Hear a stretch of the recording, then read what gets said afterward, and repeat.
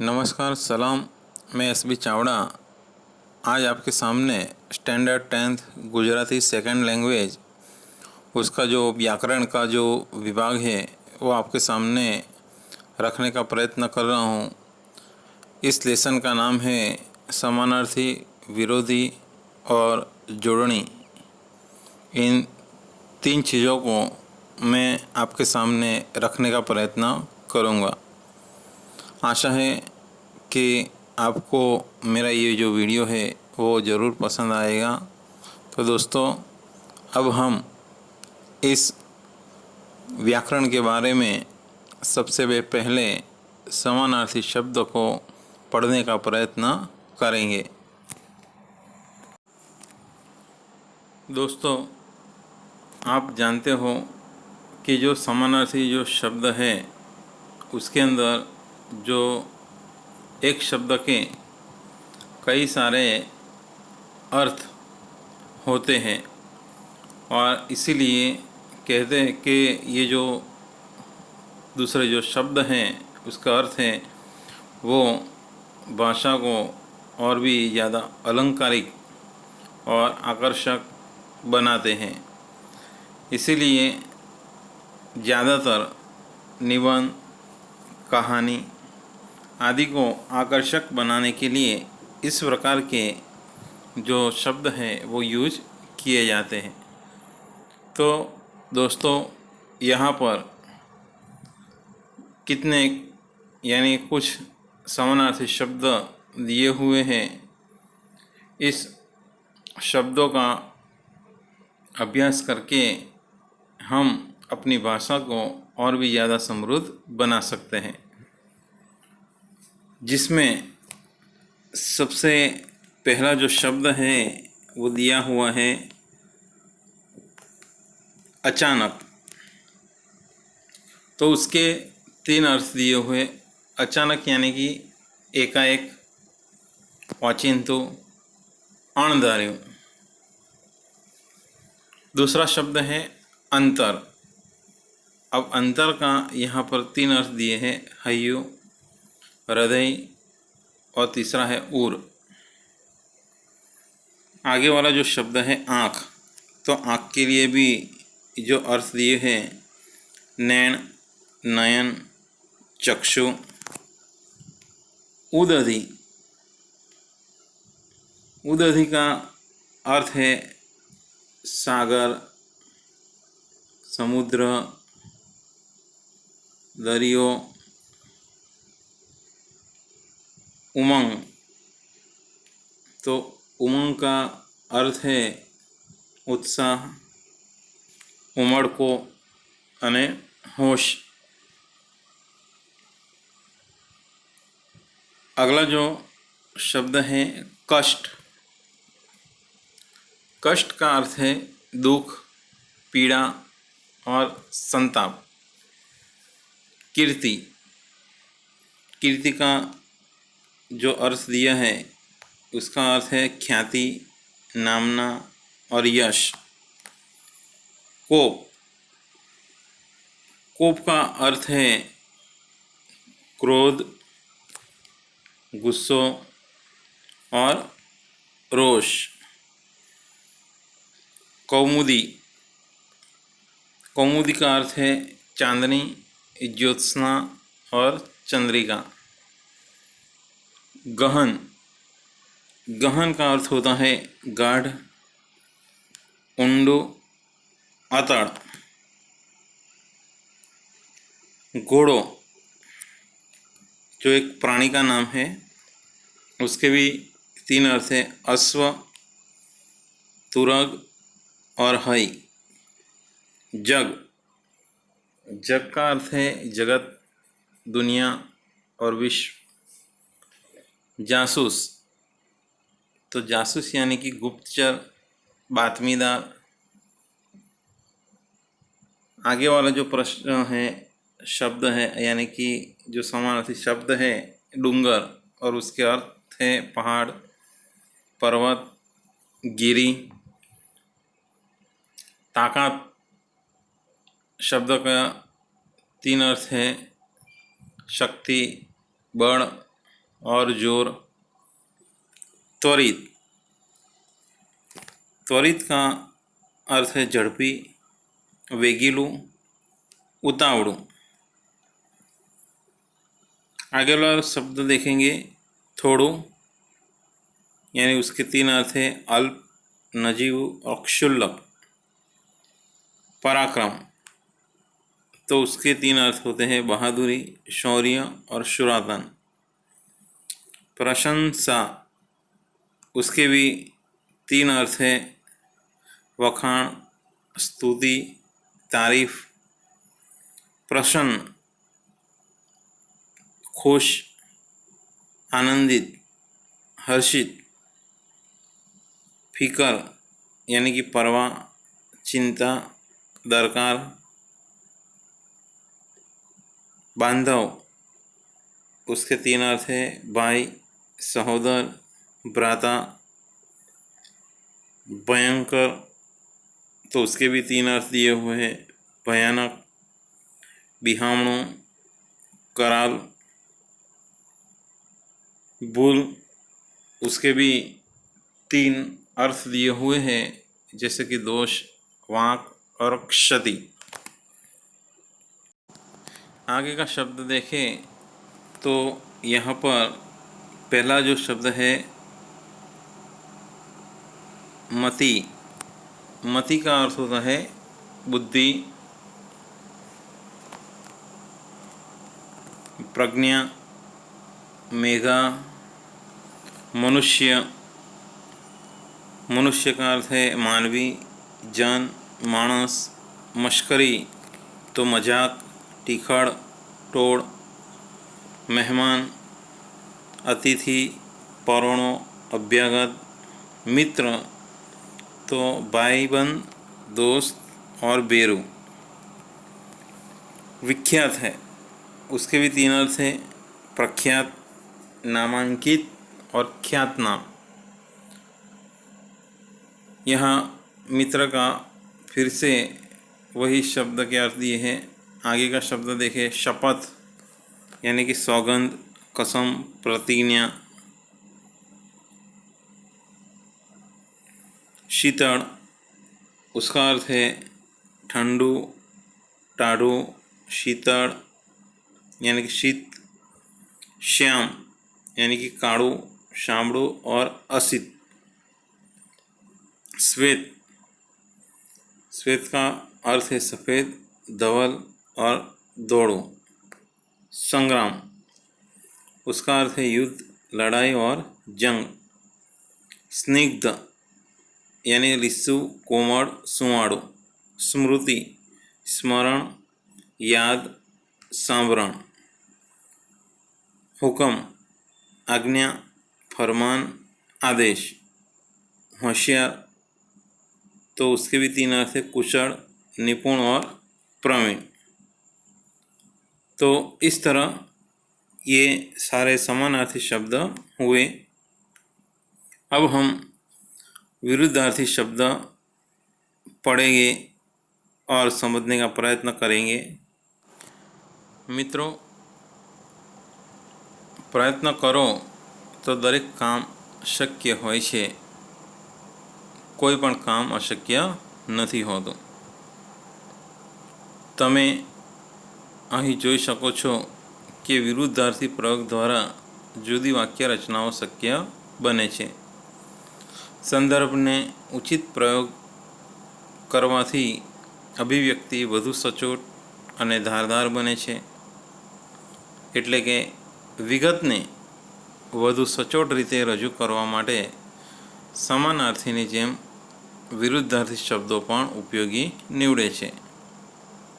અહીં તમારા પાઠ્યપુસ્તકમાં આવતા કેટલાક શબ્દોના વિરોધી પ્રયોગો આપ્યા છે, તેનો અભ્યાસ करो.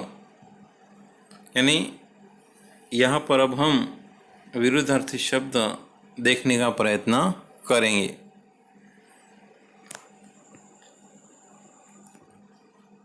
उसमें पहला जो शब्द है असल. असल, असल यानी असली, नकल उसका विरोधी है दूसरा है अंत, तो अंत का विरुद्धार्थी शब्द होगा आदि। अंधकार यानी कि अंधेरा, उसका जो विरुद्धार्थी शब्द होगा उजास यानी कि उजाला। वही सेम नीचे है अंधारो, तो अजवाड़ो। आकाश शब्द है तो उसका विरोधी शब्द होगा पाताल। आनंद, उसका विरोधी शब्द होगा विषाद। आब, तो आपका विरुद्धार्थी शब्द होगा धरती। आवक, उसका विरुद्धार्थी शब्द होगा जावक। उदय, तो अस्त। उगवो, उसका विरुद्धार्थी शब्द होगा आथमवो। कीर्ति, तो उसका जो विरुद्धार्थी शब्द होगा अपकीर्ति। कुदरती, तो उसका विरुद्धार्थी शब्द होगा कृत्रिम। खरु, खोटू। चोर, शाहूकार। जन्म, मरण। जीवन, मृत्यु। जूनू, नवो। ठंडू, गरम। तड़को, छायो। दोस्त, दुश्मन। ध्यान, बेध्यान। निर्बल, सबल। निवृत्त, प्रवृत्त। निष्ठुर, दयालु। पाप, पुण्य। पूनम, अमास। प्रशंसा, तो निंदा। प्रश्न, उसका विरोधी होगा उत्तर। भीतर, तो बाहर। बोड़ू, तो लुच्चू। मान्य, तो अमान्य। मित्र, शत्रु। मुक्ति, तो बंधन। यश, अपयश। विजय, पराजय। शीतल, उष्ण। सक्रिय, निष्क्रिय। सवाल जवाब। संतोष, असंतोष। साचू, खोटू। सारू, खराब। सुमति, कुमति। सूर्योदय, सूर्यास्त। स्थिर, अस्थिर। स्मरण, विस्मरण। स्वतंत्र, परतंत्र। स्वार्थ, परमार्थ। स्वावलंबी, परावलंबी। हरख, शोक। हास्य, तो उसका विरोधी होगा रुदन। तो इस प्रकार यहाँ पर हमने कुछ विरोधार्थी शब्द पढ़ने का प्रयत्न किया है। दोस्तों, हमारे गुजराती साहित्य में आपकी बुक में इससे भी ज़्यादा विरोधी शब्द हमें अंदर से मिल सकते हैं, लेकिन समय के अभाव में हम यहाँ तक पढ़ने का प्रयत्न करते हैं। दोस्तों, अब हम जोड़नी, उसके बारे में पढ़ने का प्रयत्न करेंगे। दोस्तों, તમે જાણો છો કે જોડણી યોગ્ય રીતે લખવી જોઈએ। જો યોગ્ય રીતે ન લખાય તો શક્ય છે કે ખરેખર જે અર્થ વ્યક્ત કરવો હોય તેને બદલે કોઈ અન્ય અર્થ વ્યક્ત થાય છે। તો એના માટે ચાલો આપણે અહીંયા કેટલાક વાક્યો આપ્યા છે, તેમાં યોગ્ય જોડણીથી ખાલી જગ્યા પૂરવાનો પ્રયત્ન કરીએ। એમાં પહેલી ખાલી જગ્યા છે કે આછલા કંકુ દોડ રે લાડી માછલી ખાલી જગ્યા કાઢવું। તમારા પાઠમાં કવિતામાંથી જ આ વાક્ય લેવામાં આવેલ છે, એટલે તમને આ સાચી જોડણી ખ્યાલમાં આવી હશે। એમાં જે સાચો જવાબ છે આવશે પિયળ। બીજું છે બગડા વચ્ચે આસુદેવ મહાદેવનું ખાલી જગ્યા મંદિર છે, તો અહીંયા આવશે એકાકી। ત્રીજી જે ખાલી જગ્યા છે તોય ના કળાણી ઓ મેહુલા, અહીંયા આવશે આરજુ।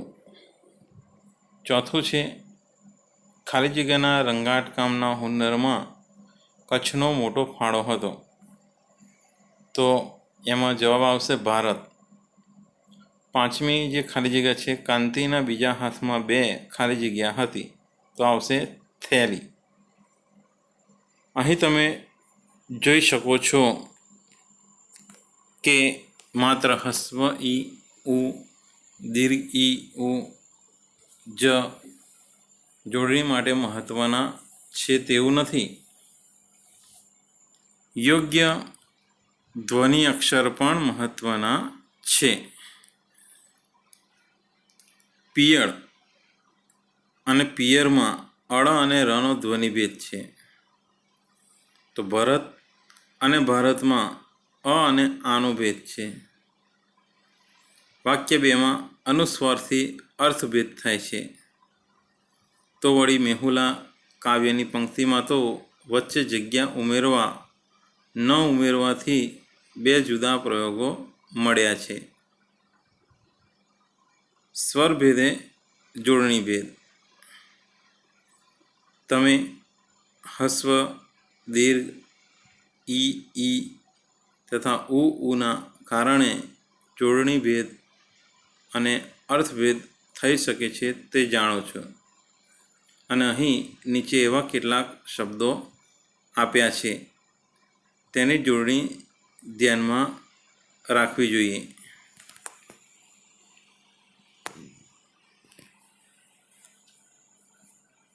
અહીંયા પહેલો જે શબ્દ છે કુળ, તેમાં હસ્વ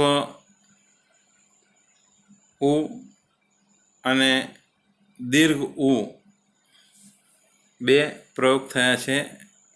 પહેલું જે કુળ છે એનો અર્થ થશે કે કુટુંબ, અને બીજો જે કુળ છે એનો અર્થ થશે કિનારો. બીજો શબ્દ છે ગુણ. આમાં પણ હસ્વ ઉ અને દીર્ઘ ઉનો જોડણી ભેદ અહીંયા દર્શાવેલ છે, પરંતુ તેના અર્થ અલગ છે. પહેલું જે ગુણ છે એનો અર્થ છે કાબેલિયત, નિપુણતા. તો બીજો જે દીર્ઘ ઉ વાળો ગુણ છે એનો અર્થ છે કોથળો અથવા થેલો. અહીંયા ત્રીજો જે શબ્દ છે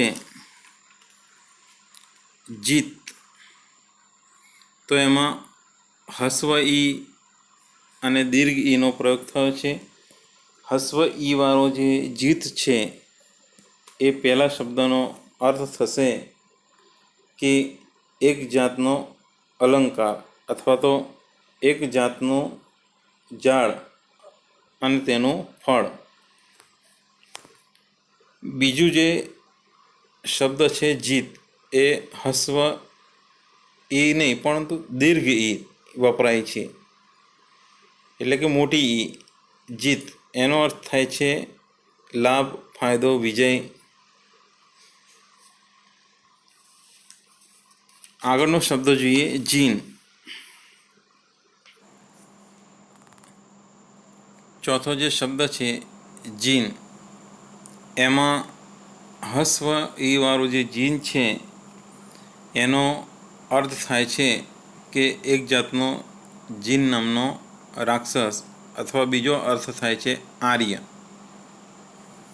બીજો જે શબ્દ છે જીન, જેમાં દીર્ઘ ઈ લાગેલો છે, એનો અર્થ છે ઘોડાની પીઠ પર બેસવા માટે ચામડાની બનાવેલી ગાદી. આગળનો પ્રશ્ન નીંદવું, જેમાં હસ્વ ઈ વાળું નીંદવું એનો અર્થ થાય છે નિંદા કરવી, એટલે કે ચાડી કરવી. અને દીર્ઘ ઈ લાગેલ નીંદવું શબ્દનો અર્થ થાય છે કે અનાજના એટલે કે ખેતરમાંથી જે અનાજની આસપાસ પાકની આસપાસ જે ઘાસ થાય છે એને ખોદીને કાઢી નાખવું એને નીંદવું કહેવાય. આગળનો શબ્દ છે પૂરી. અહીંયા પૂરીમાં જે શબ્દ વપરાયો છે એમાં હસ્વ ઉવાળો જે શબ્દ છે એનો અર્થ થશે નગર, બરાબર, શહેર. અને જે દીર્ઘ ઉવાળો જે પૂરી શબ્દ છે એનો અર્થ થાય છે કે ઘઉંની જે તળેલી રોટલી છે એના માટે આ શબ્દ વપરાયો છે, યાની કે પૂર્ણ કરનાર. આગળનો શબ્દ મતિ. એમાં હસ્વ ઈ જ્યાં શબ્દ લાગેલો છે એ મતિ શબ્દનો અર્થ થશે આત્મજ્ઞાન, ઈચ્છા, ભાવના, એટલે કે જ્ઞાન, સમજણ. અને બીજો જે શબ્દ છે મતિ, જેમાં દીર્ઘ ઈ લાગેલ છે એનો અર્થ થશે બુદ્ધિ. એનો બીજો અર્થ થશે સાડ ઉપર કાપડની કિનારી ખેંચી રાખનારું સાધન. આગળનો શબ્દ છે રવિ. હવે રવિમાં હસ્વ ઈ જે વાળો જે રવિ શબ્દ છે એનો અર્થ થશે અગ્નિ, એટલે કે આંકડાનો છેડો. બીજો અર્થ છે રવિવાર, નાયક, વિષ્ણુ, સૂર્ય. જ્યારે બીજો જે રવિ શબ્દ છે જેમાં દીર્ઘ ઈ લાગેલ છે એનો અર્થ થશે શિયાળુ પાક. આગળનો શબ્દ છે રાશિ, જેમાં હસ્વ ઈ વાળો રાશિ શબ્દ છે એનો અર્થ થશે ઉત્તરાધિકાર, વારસો, કંદમૂળ અથવા જ્યોતિષ, ભવિષ્ય. જ્યારે બીજો જે શબ્દ છે રાશિ, દીર્ઘ ઈ વાળો શબ્દ, એનો અર્થ થશે નઠ્ઠારું, ખરાબ, નીચ કુળનું. આગળનો શબ્દ જોઈએ તો શબ્દ છે વધુ. આ વધુમાં હસ્વ ઉ લાગેલ જે વધુ શબ્દ છે એનો અર્થ થશે વધુ, યાની કે ઘણું, વધારે. અને બીજો જે શબ્દ છે વધુ, જેમાં દીર્ઘ ઉ લાગેલ છે એનો અર્થ થશે कि नवी परणेली स्त्री. तो दोस्तों, आज का ये जो वीडियो है इसका जो पहला पार्ट है वो हम यहाँ तक रखते हैं. दोस्तों, जल्द ही इसका दूसरा पार्ट मैं आपके सामने लेकर उपस्थित होऊंगा. तब तक के लिए थैंक्स, आभार, धन्यवाद.